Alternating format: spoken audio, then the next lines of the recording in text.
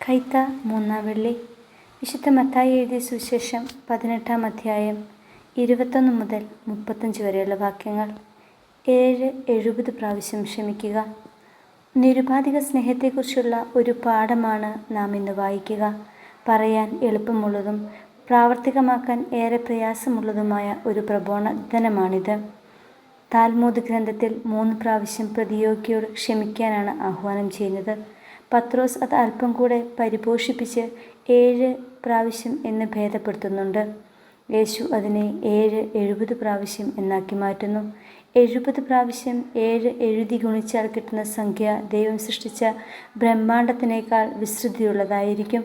ആ സ്നേഹം സ്വർഗത്തിലിരുന്ന പിതാവിൽ നിന്ന് അവൻ ആവോളം നുകർന്നതാണ്. മനുഷ്യനോടുള്ള ദൈവത്തിൻ്റെ പരമമായ സ്നേഹമാണത്. സ്വന്തം ജീവൻ നൽകി അവൻ നമ്മെ സ്നേഹിച്ച് മാതൃക കാട്ടിയതുമാണ്.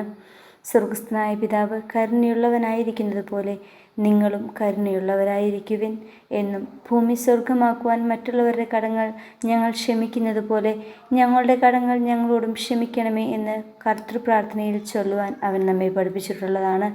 എന്നാൽ ദൈവം നമ്മോട് ക്ഷമിക്കുന്ന പോലെ മറ്റുള്ളവർ നമ്മോട് ക്ഷമിക്കണമെന്ന് ശാഠ്യം പിടിക്കുകയും എന്നാൽ മറ്റുള്ളവരോട് ക്ഷമിക്കുവാൻ കഴിയാത്ത മനുഷ്യ സ്വഭാവത്തെ വെളിപ്പെടുത്തുന്ന ഒരു കഥയാണ് യേശു ഇന്ന് നമുക്ക് പറഞ്ഞു തന്നത്. നിങ്ങൾ സഹോദരനോട് ഹൃദയപൂർവ്വം ക്ഷമിക്കുന്നില്ലെങ്കിൽ സ്വർഗസ്ഥനായ പിതാവ് നിങ്ങളോടും ക്ഷമിക്കുകയില്ല. നീ അളക്കുന്ന അളവുപാത്രമാണ് ദൈവം നിനക്കായി ഒരുക്കി വച്ചിരിക്കുന്നത്.